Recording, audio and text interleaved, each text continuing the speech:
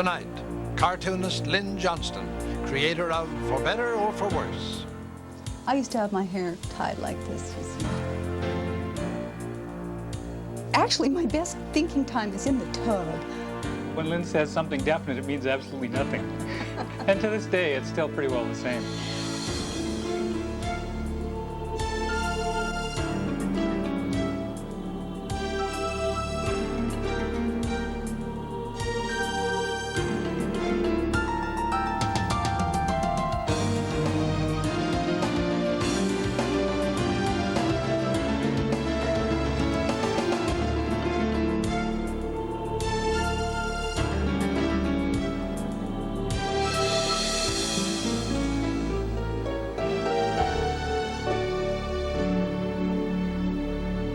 Good evening, I'm Gordon Pinsent. Every day, millions of readers open their newspapers and check in on the Pattersons, the comic strip family featured in Lynn Johnston's For Better or For Worse. The everyday antics of John, Ellie, and their 3 kids have made the strip one of the most popular in North America and one of the most controversial.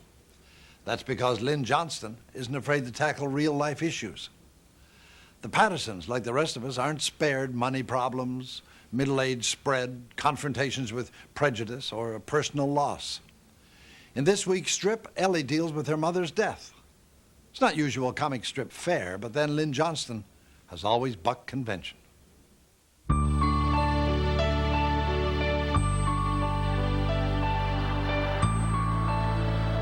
In an unpopulated corner of northern Ontario, an entire neighborhood has grown up inside this single house. Fortunately, the people in the neighborhood don't take up much room, except inside the head of their creator, Lynn Johnston. I can see all the characters in my head. I am all the characters. I can hear their voices. I see where they live. I have to try and tell a story in one little statement a day. With luck, I can make a statement that has some meaning to it, or funny, or whatever. The characters dance inside her head, but once she's got them in her computer, all it takes is the press of a button, and 2,000 newspapers around the world receive the images of For Better or For Worse each day. In fact, over 100 million readers consider the Pattersons their neighbors in the funny pages. And that makes Lynn Johnston one of the most popular and powerful cartoonists in the world. For Better for Worse is a mirror of our life. And if you feel that it's a mirror that you can look into too, please do.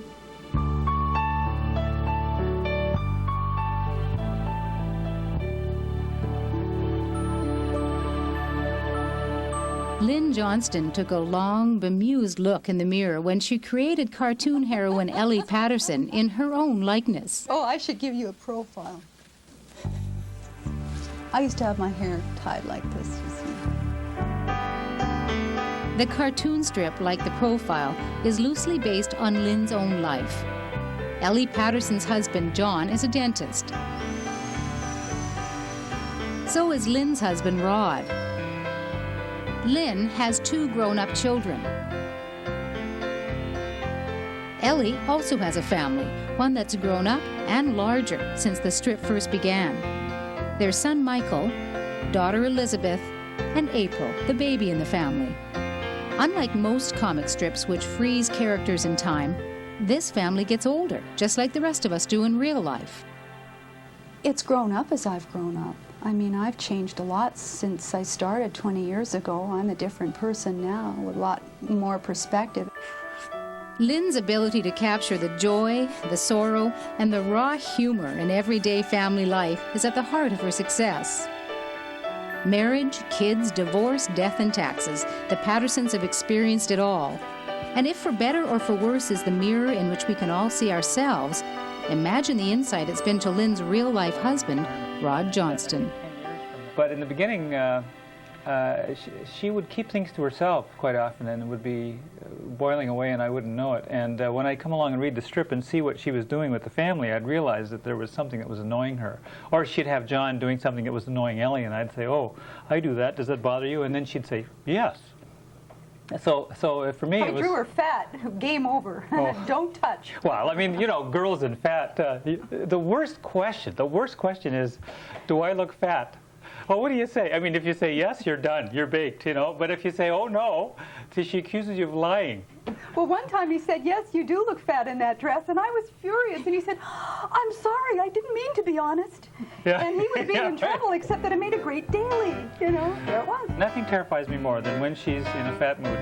So I put my arms around her and she'll say, don't touch me. I say, what's wrong? Fat day. Fat day. Well, yeah, I have fat days. But then on a thin day, I'll go out and eat chocolate. I mean, Yeah. why? Oh, and a thin day is a good day for me. I love thin days. Yeah. We'll not discuss the thin day. United Media. United Media is Lynn's current syndicate, the highly successful Laugh Factory that distributes some of the biggest names in the comics. Amy Lago is Lynn's editor. She writes like a good novelist writes, where you really care about the characters and you really want to keep reading and find out more and more every day. I do think Lynn is one of the bravest cartoonists I know because she is willing to tackle issues that most cartoonists wouldn't handle.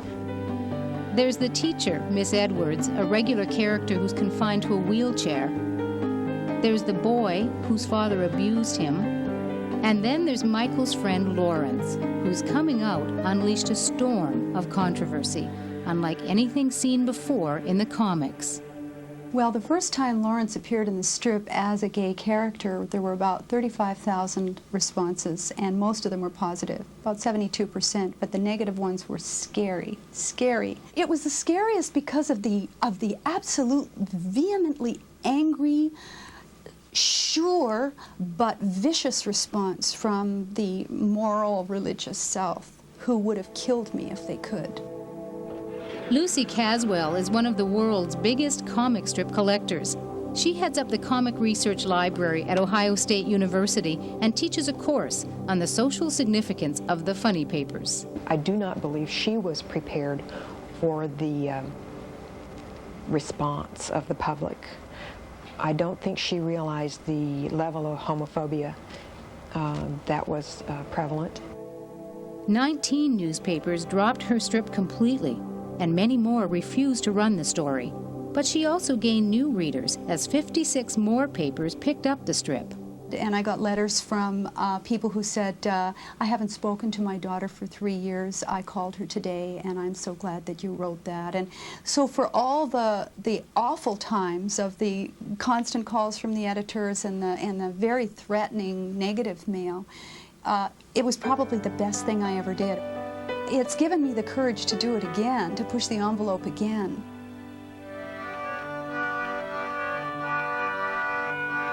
Lynn Johnston was pushing the boundaries long before it became a professional occupation.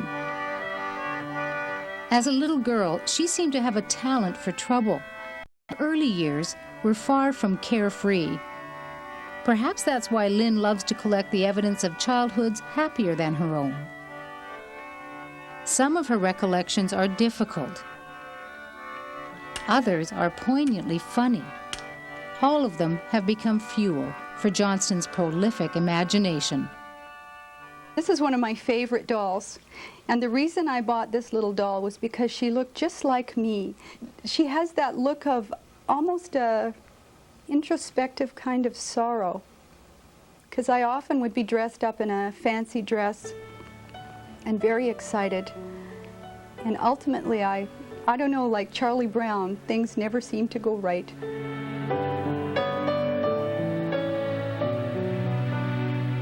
The little girl who couldn't seem to get things right was born in 1947 in Collingwood, Ontario. Her parents moved to North Vancouver when Lynn was 3 and her brother just a baby. By then, Lynn had figured out that stealing the show was one sure way to get an audience. And my poor kindergarten teacher, we were playing hide and seek, and I hid in one of her hall closets, and nobody found me, and I figured, well, let's do something neat. So I took off all my clothes, and when they did find me, I went, ta-da! And she whipped the carpet up off, and she covered me with this carpet, and she was so angry, and she sputtered and sputtered, and I had to get dressed. And she dragged me home like this, you know, I remember sort of like a cat being lifted up by its mother, being carried across the street, and Miss Stewart said, "This child is no longer welcome in my kindergarten." What Lynn wanted more than anything, she says, was to be welcomed into her mother's arms. But that didn't happen nearly enough in Lynn's young life.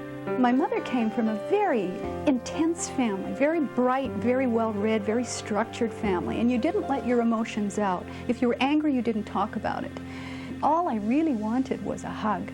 And I would touch her, and she'd say, "Don't paw me, don't maul me, dear, don't maul me."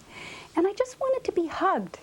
And so it was so hard to love her, but yet I was intensely attracted to her, and I admired her so much because she was so smart and so talented and so creative. Ironically, the mother who kept her at arm's length ended up giving Lynn one of her greatest gifts, artistic talent. Ursula Bainbridge was an accomplished calligrapher and artist. But Lynn's comic streak came from her father, watchmaker, jeweler, and born ham. Well, my dad was such a hoot, and he loved real comedy, loved good comedy, and he could really tell a joke. If anybody could tell a joke, Dad did, because he was the one that taught us how to belch.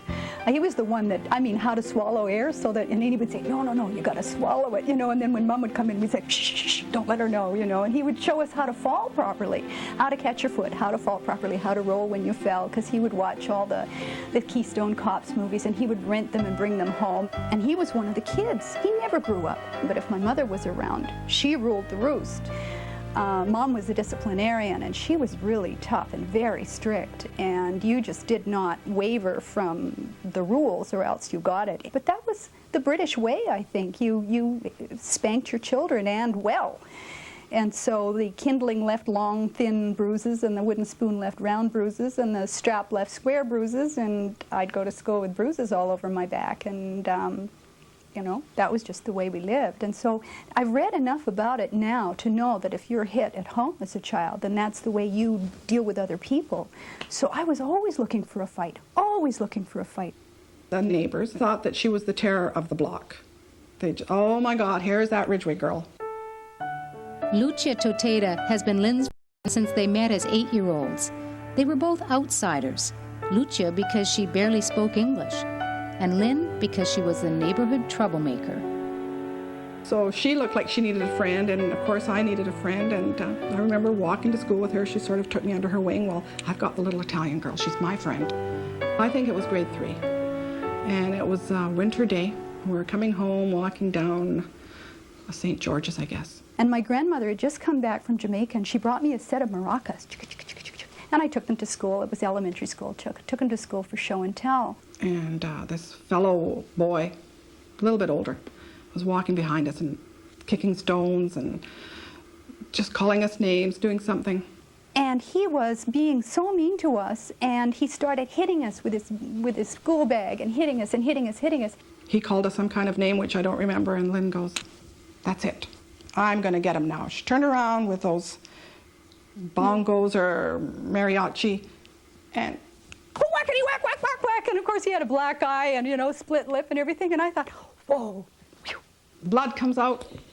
He must have, the teeth went right through the jaws. And then we ran. His mother phoned my mother, and my mother was apologizing for me. And I'm thinking, why apologize? The guy deserved it, That's, I was a superhero. I wanted to save the world. And the only people I really beat up or did mean things to were bad people. Even though this superhero often wound up being sent to her room, the punishment simply couldn't put walls around her imagination. I had such a fantasy world in there, and I used to draw. So for me, being sent to my room was not so bad, because that's where all my paper and all my pencils were. At a tender age, she began to sharpen her artistic aptitude, along with her edge as a social commentator. By the time she was 12, she was doing sophisticated cartoons. She always had a pad and always a pencil in her hand. I'd say, "Lynn, can you just put it down and let's go play? So-and-so's waiting at the end of the block, and we're supposed to go. So-and-so's made a fort." And, "Oh, yeah," she goes, "you think this is just doodling? Someday I'm going to make it big, and I'm going to show everybody. And those were her exact words. Someday, I'm going to show everybody. So I started taking the gift that I had, and I had been using it as a brat, and I started turning it around and using it positively, and I started writing stuff and drawing stuff. John Merritt was a high school friend. Have a look at this one. This was 1964. And at the time we were doing a campaign for someone running for Students' Council. Lynn never quite looked at life in the same way you and I do. Something funny would happen and she'd see another side of how it could turn out. It was never a, oh yes, ha ha, get it over. She had the next stage of being able to look at it and say, gee, if that had happened, then what? You know, and kind of see things that we didn't see. Years of being a misfit had given her different eyes to see with and a skilled hand to capture what she saw. Her high school yearbook is filled with the drawings of Lynn Ridgway, art editor.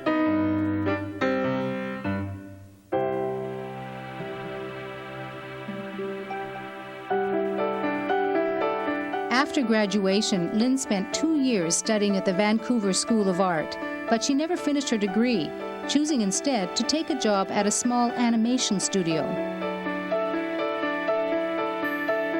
At 20, she got married for the first time. Her new husband was a Vancouver television cameraman who was about to be laid off.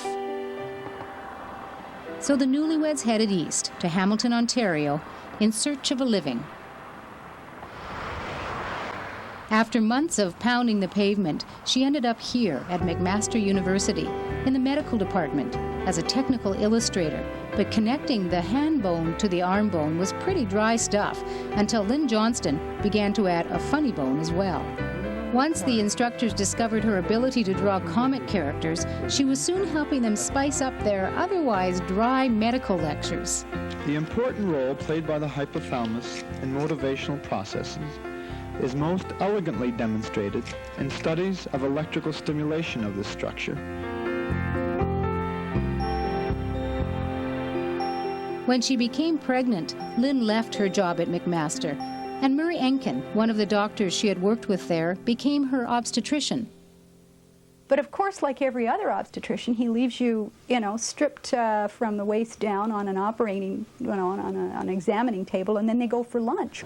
And while she was looking up at the ceiling, she saw the cartoons that I had on my ceiling, and she pointed out that they were all wrong. And I said, at least you could put something on the ceiling for us to look at. And he said, well, you're the cartoonist. I challenge you.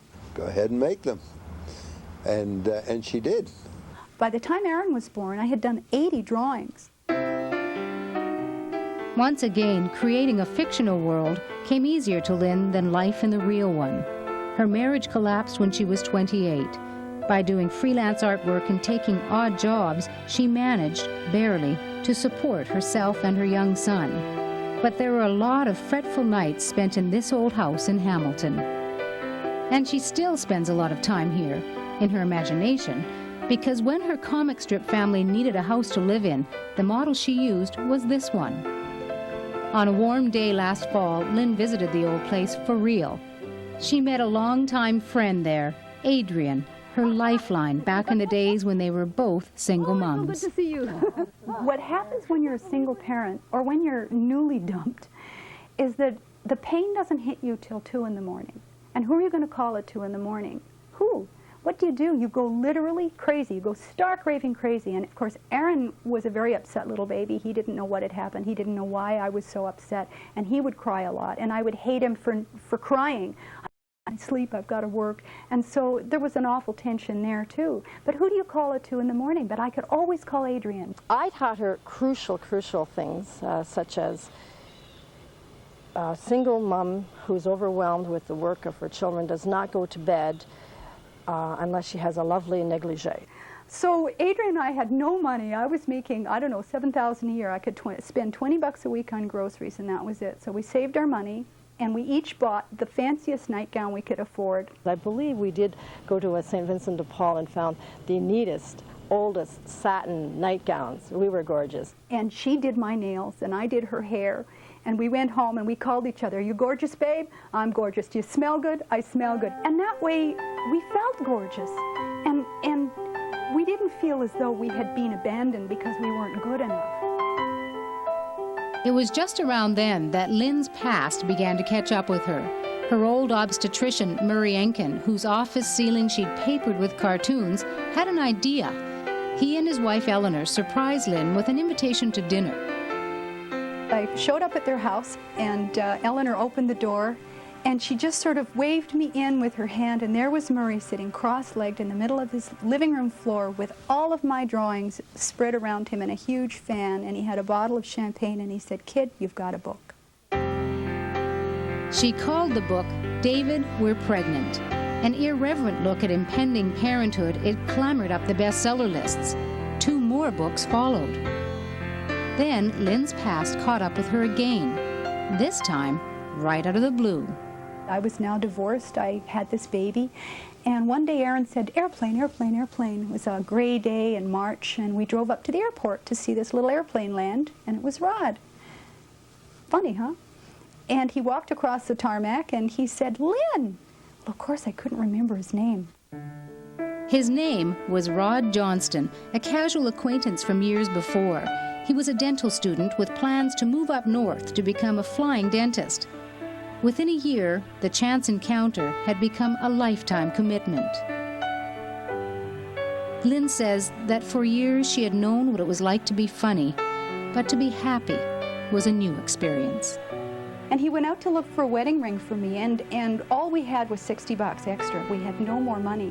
And he came back home after looking for a wedding ring, and he said, "Everything is so expensive." He said, "I can't afford to buy you a ring, but if you don't mind, I'll make you one." So he went to the dental school, and he melted down the gold crowns that he had and the gold that he had, and he made me this ring.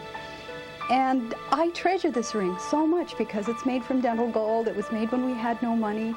And since then, I've had a number of other pretty rings that are nice and some that are kind of expensive. And so this is such a treasure for me. By 1978, Lynn and Rod Johnston were moving up in the world, all the way up to Lynn Lake, Manitoba. Their journey was to go something like this: drive north from Winnipeg and keep driving north and keep driving north, and when you finally run out of road, you're in Lynn Lake.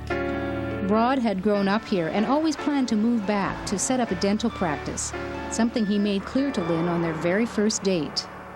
She sat up on the counter at the end of dinner and told me how she could never, ever live in a small hick town, how she was living in Dundas and it was okay, but it was too small, and she was moving to Montreal where there's more action. And I said to her, "Well, my plan is to go up north to a small town and be a flying dentist, so there's no point in us continuing a meeting, you know." She said, "Oh, I could go to a small town." So that was where I learned that when Lynn says something definite, it means absolutely nothing. And to this day, it's still pretty well the same. Oh. They were actually in the midst of packing when a letter came in the mail. It was from one of the biggest cartoon syndicates in the world, Universal Press. They thought Lynn had potential. Could she submit 20 cartoons immediately? At the time, Lynn was pregnant with Kate, her second child, and once again in her life, necessity became the mother of inspiration. And so literally on packing boxes, I did 20 comic strips, and because I was so rushed, I did Us. I knew I could draw Us over and over again. Lynn Johnston soon found herself on the way to Kansas City, where Universal Press offered her a 20-year contract, a standard deal at the time. And I watched my hand sign this 20-year contract, and they all wanted to celebrate. And I said, "I'm sorry, I can't." And I went back to the hotel, and I was physically sick. She gave herself a deadline of 6 months, shorter than even Mother Nature allows, to give birth to an entire family. But she delivered. The first strip appeared in September of 1979. And it was just open, honest stuff. It was just the way I felt about trying to be a perfect parent, about trying to look good all the time, about, being superhero, having the perfect family, the perfect kids. But she did decide to change the names to protect the innocent, in this case, her own family. And she made the Patterson kids, Michael and Elizabeth, 3 years younger than her own. I don't really get embarrassed by the strip because I don't read it. Occasionally there have been times when I've been walking down the hall and gotten odd looks, and I'd go home and find out from my mom that there'd been something about Lizzie that they associated with me, but Most of the time, no. Most of my friends know that I'm not really Elizabeth or any of the kids. It comes from my mom. It's who she was when she was younger, and it doesn't really affect me a whole lot. By the mid-1980s, 700 newspapers were carrying For Better or For Worse, and Lynn was gaining a public profile despite the fact that she was tucked away on the northern edge of the world. I would go down to Winnipeg for any reason, you know, open a new Safeway store or something, or do an ad for rent control or anything to get out of Lynn Lake. And I was beginning to get this star attitude. I was a snot. I was just such a bitch, and I would come home with this arrogant attitude. And a couple of times Rod would say, you got to kind of choose between the publicity and the marriage, and you know, because you're changing, and I don't want you to change. And it was scary because I was changing, and I started taking him for granted, and I started thinking of him as being the other person in my life. The real thing in my life was this job. A near tragedy changed all that. Rod had flown out to pick up a few friends who were canoeing in the Arctic. Just as they were set to take off, a strong gust of wind flipped his float plane over in the water. They were miles from nowhere and on the edge of hypothermia. Yeah, we were gone for 2 days before they found us. It was really an intense time, and for me, I felt more than ever before that I had to pray for the return of somebody that meant so much to me. And it was almost as if, I don't know, I mean, who writes this novel? But it was almost like a novel in that someone was saying to me, appreciate this person, appreciate this life you have, because it's so fragile, it can be taken away from you in any second. In 1984, the Johnstons moved from Lynn Lake in Manitoba to the town of Corbeil, Ontario, just outside of North Bay. There were landmarks of urban life here, traffic lights, and a shopping mall. And Lynn was now less confined by geography. But the nature of her work meant that she still spent a lot of time alone.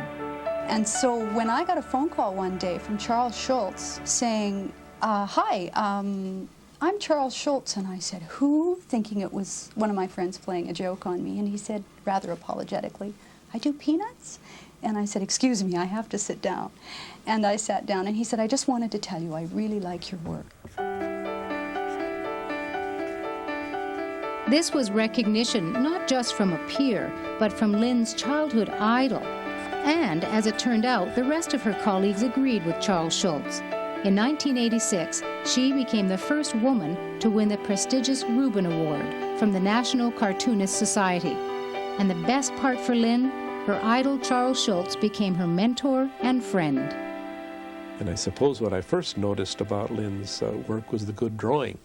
And I think this is something that all cartoonists admire about Lynn's work, is that she can really draw. This is obviously someone who has been trained in figure drawing and other types of drawing. She has a marvelous sense of design, and she has learned a lot during these last few years just about creativity, about how to create characters and tell a story. Charles Schultz once called me up and said, you've got too many characters in your strip. Whatever happened to Uncle Phil? And you've got this character that's gone, and you've got too many characters. Well, he's right. And because I have so many characters, as we all do in our lives, I have to juggle them and work the stories in almost like spaghetti, one working into another. And so I sit down, and actually my best thinking time is in the tub. I run a nice hot tub, and I'll lie there, and I'll sort of, you know, shut my eyes and just float away until the water gets cold. A little wrinkly here, and I got a few stories in mind, you know. It could well be that one of those long soaks inspired Ellie Patterson's third pregnancy, or maybe it was the ticking of Lynn's own biological clock. 6 years ago, when she was 45, Lynn and Rod thought about having another child. But in the end, Lynn created a paper baby instead. April was born on April the 1st, 1991. Well, April is me, too. And she looks like Katie used to look when she was a little girl. But April is me. And April, the cartoon, has allowed Lynn, the cartoonist, to continue to see the world through the eyes of a child. Her singular ability to do just that was what first captivated her friend Dawn Heron. And I was most taken with her because her utter frankness, her lack of confidence in a way in herself. I mean, she was so vulnerable and open. Heron and Lynn met when he was hosting Morningside on CBC Radio. They became good friends when on tour as the well-known hayseed Charlie Farquharson, he ended up in the North Bay Hospital for 2 weeks. Lynn visited him every day, and on one of those visits, he asked if she'd like to try her hand at something different, the drawings for a stage play based on his parody of the Bible. The Bible presented her something she'd never had before. She just does domestic stuff, husbands and wives and kids and dogs. And this was miracles and plagues and everything. And it just seemed to be effortless. Wonderful, rich colors and fabrics. And I mean, on the slide, you know, it was a slideshow. It's called Old Charlie Farquharson's Testament and Magic Lantern Show. And she was the magic lantern. She was the magic. The Johnstons' 2 children are no longer living at home. Their son is a successful freelance cameraman. 20-year-old Kate attends university in London, Ontario. She and Lynn are still very close, a bond that was recently captured in the best-selling book, Daughters and Mothers. I only saw it a little while ago. I didn't even really realize that it was out. I saw it come in the mail and, oh, that's nice, and there it goes on the shelf to collect us with all my other textbooks and everything else that I own, because I'm not a big reader, but I read it not too long ago and it hit me hard. So. The way it was written, it just touched me so. It seems kind of cheesy. It was about me and my mom and its everyday life, but yeah, it touched me somewhere where I didn't really realize it would. I'm proud of my mom. I'm proud of how she handles all the stress that she goes through. She's just a wonderful person. Kate and the rest of the family had quite a scare about 1.5 years ago when Lynn began to suffer spasms and shaking. Lynn didn't know what was wrong, and initially, neither did the doctors. The odd thing about having something neurologically wrong with you is, first of all, you're convinced you have a brain tumor. And until you find out that it's not life-threatening, you go through a whole lot of thinking about yourself and your vulnerability and what you're going to do. If you know, in the event that you should die, you make plans for your children's future and all that type of thing. So I've done that already. And now I'm learning how to cope with things like shaking hands. And it's funny, my friend Wendy showed me how to tell if your hands were shaking. And she said, you put a piece of paper on the back of your hand. Well, you can see that my left hand is shaking quite a bit now. So it takes me twice as long to do the artwork as it ever did before. Pencil roughing is much easier. I don't know, my right hand doesn't shake as much as my left. But that's really, you know, it's frustrating because you're so used to your health. She was eventually diagnosed with torsion dystonia, a neurological disorder that in Lynn's case isn't life-threatening. It won't get worse, but it can't be cured. And it does mean she has to guard against becoming overtired, a challenge for someone whose work is always with her. If you could really concentrate on a good shadow around here just to make it rounded. Okay. There's a lot of pressure. You have to hit those deadlines. They want the dailies 6 weeks in advance. They want the Sundays 8 weeks in advance. And if you go out anywhere, like you take a weekend off or you go out for a holiday or something, you have to catch up. Rod Johnston has a busy dental practice just down the road from where they live, but his hours are more regular, his work less consuming. But rather than resent Lynn's commitment to her comic strip, Rod went out and found an obsession all his own, as offbeat as anything Lynn might have dreamt up. I'm a train widow. Actually, Rod's obsessed with trains.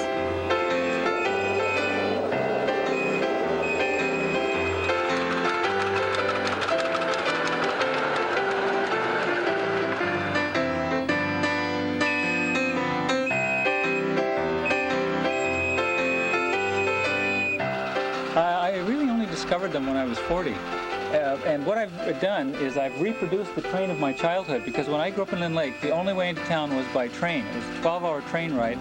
And when I was 16, I used to answer the phone in a station very similar to this to tell everybody what time the train was coming, because it was CN, it was never on time. And we would go down every second night and watch the train come in to see if there was any new girls. Rod Johnston takes his obsession seriously. He's laid nearly 1 kilometer of track through their property, and everything, down to the rivets on the steam engine, is authentic and built to scale. I love to be out here, yes. Yeah, nothing I'd rather do. Well, there's one other thing I'd rather do, but other than that, I love to be out here. And in Rod's make-believe world, in the garden by the train station, is a memorial from Lynn's make-believe world, a gravestone for the fictional dog Farley, sent by a grieving fan after Lynn decided the Patterson's dog simply had to go. Well, the trouble with doing a real-life story and doing it in real time is that you give yourself this awful problem of dealing with lifespans. And so poor Farley was 12, 13, going on 14 years old, and my sister-in-law Beth, who's a veterinarian, called me and said, "You've got to deal with this. You've got the oldest dog in the world. I mean, what are you going to do?" And so I thought about it for a year, and what I did was I had Farley have a May-December relationship with the dog next door, the young dog next door, who produces a litter of puppies, and therefore the family takes on a puppy. But it was the only way I could keep a Farley-type dog in the strip. So my sister-in-law, being a veterinarian, did not want to see Farley, this wonderful character, go to the vet and have that injection, because she said that is such a sad time for us. Make him go a hero if you can. And so for Beth, I had Farley go a hero, saving April in a swollen stream in the springtime.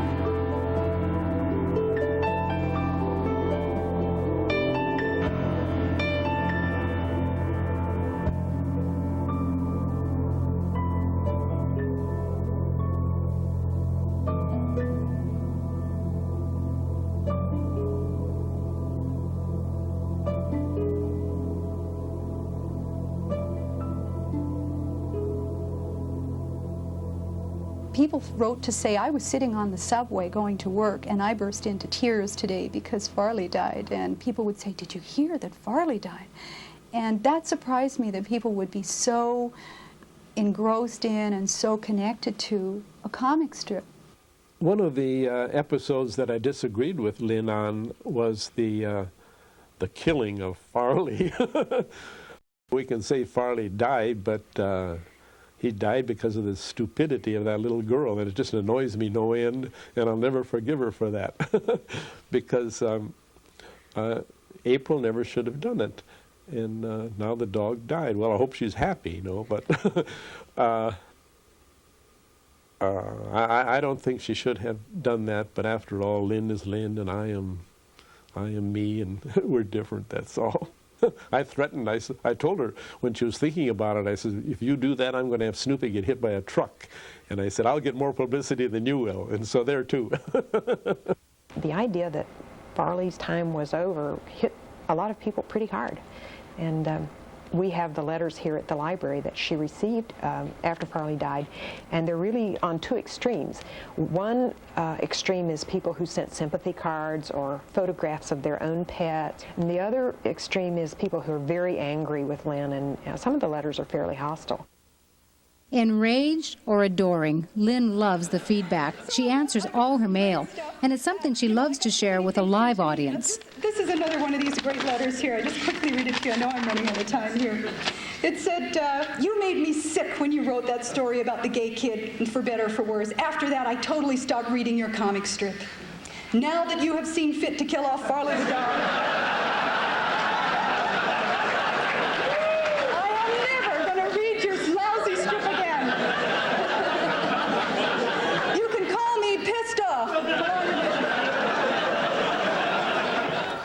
responsibility to entertain, and I have a responsibility to keep the integrity of the strip that I started years ago. So it has to flow, and the characters have to maintain their credibility.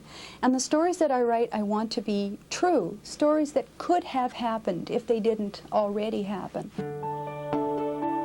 Perhaps Lynn's bravest story has centered on the death of a parent. In the comic strip, Ellie Patterson returns home to Vancouver to be at her mother's bedside before her death. In real life, Lynn's mother died 8 years ago, and her father a year later.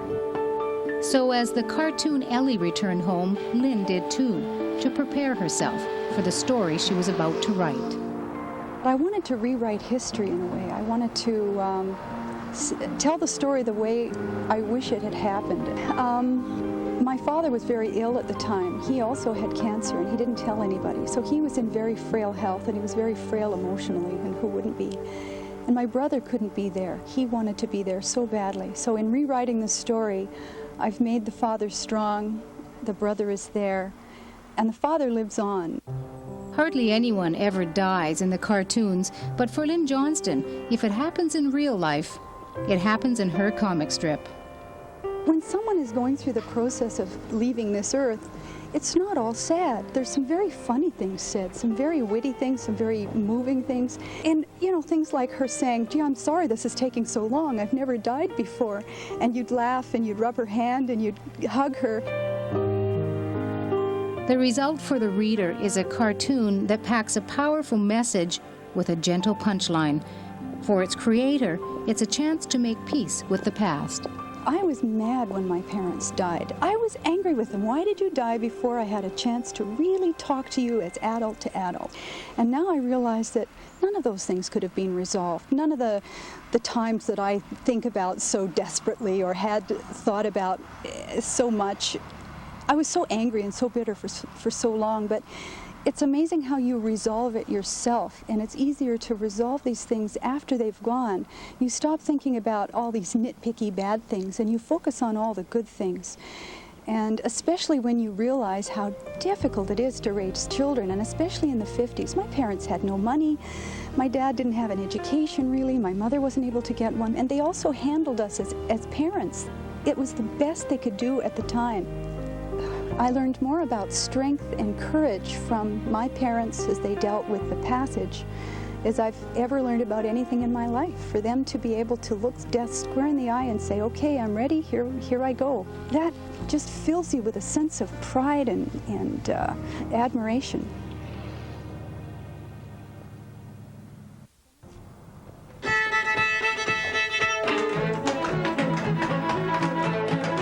Saturday night in Corbeil, a gathering of friends celebrating the success of another local artist, fiddler Chad Wolf, who's just released his first CD.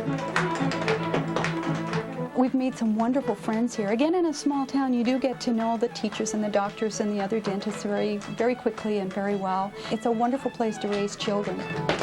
And a successful cartoonist who remembers her own days as a struggling single mother happily recycles some of her good fortune. There's a wonderful group here that has a mentoring system for kids who are having problems. We support that very heavily, and we're very, very pleased with the results.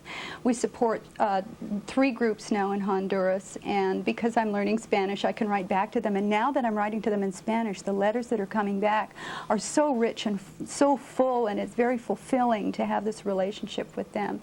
And to be able to give back, I mean, you feel that you owe when you're successful. I mean, you're not successful because you have a talent. You're successful because others make you successful. Lynn Beverly Johnson. In 1992, Lynn became a member of the Order of Canada. Even though she's now an established name in the funnies, she's kept her edge by pushing out in other directions. She's published 20 books and has plans for more. Lynn has also produced 7 half-hour animated specials, giving life to the trials and tribulations of the Patterson clan. Relax, Elle. Everything's tied down tight. In the future, Lynn plans to market a series of products based on the characters in For Better or For Worse. She's beginning to think ahead to the time when she'll step back from the daily grind of a syndicated strip. You start to say, gee, I don't want to be like my mom and dad, who didn't have fun until it was too late. So we're getting to the stage now where we're really thinking about retirement, like every other baby boomer, I'm sure, and starting to plan the retirement. So Lynn is set, I think, 10 years from now is the yeah, I'm sort of when she's going to be out of it. But for now, Lynn Johnston continues to peer into her looking glass for what it tells her about her life and for what she can tell us about ours. I know it sounds corny, I suppose, but I have a very strong spiritual sense, even though I don't belong to a particular religion. I believe that all religions are important and exceptional and part of our history. My religion is to sit beside the lake and to look across the water and just be glad that I have what I have and I have experienced what I've experienced, for better or for worse.